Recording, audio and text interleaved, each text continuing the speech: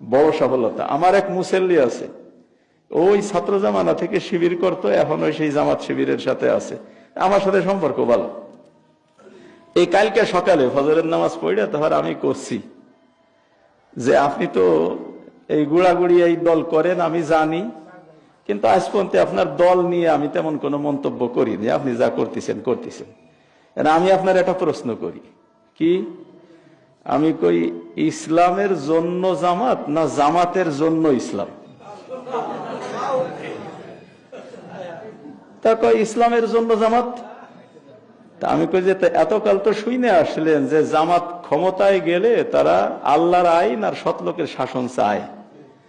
এখন জামাতের আমির যখন কইছে যে আমরা আল্লাহর আইন চাই না, এখন জামাতের মধ্যে কি ইসলাম আছে?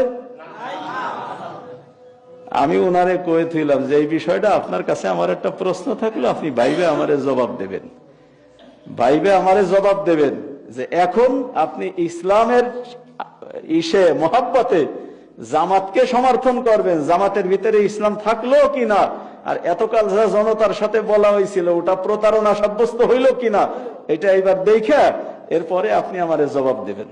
তো ও সহজেই বসছে যে এই অবস্থাটা এই হয়েছে। তো ওই প্রশ্ন আমার খালি মুসল্লির কাছে না, ওই প্রশ্ন আমার অসংখ্য অগণিত জামাত কর্মীর কাছেই।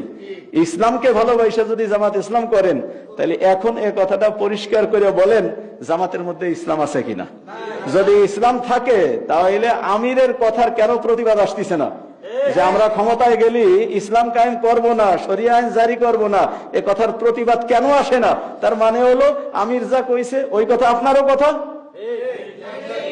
আর যদি ও কথা আপনার কথা না হয় তা প্রতিবাদ আসুক জামাত ইসলামের ভিতর থেকে যে ওটা জামাত ইসলামের ম্যানিফেস্ট না, এ কথা কেন আসতেছে না?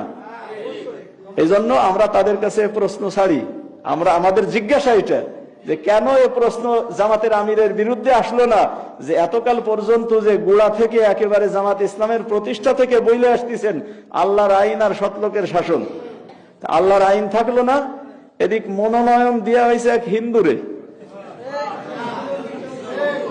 ইসলামী আইন বাস্তবায়ন করবে না, এটা আজকের না, বোঝা গেছে ষড়যন্ত্র আগের থেকে, যার বহিঃপ্রকাশ হয়েছে হলো পরে এসে।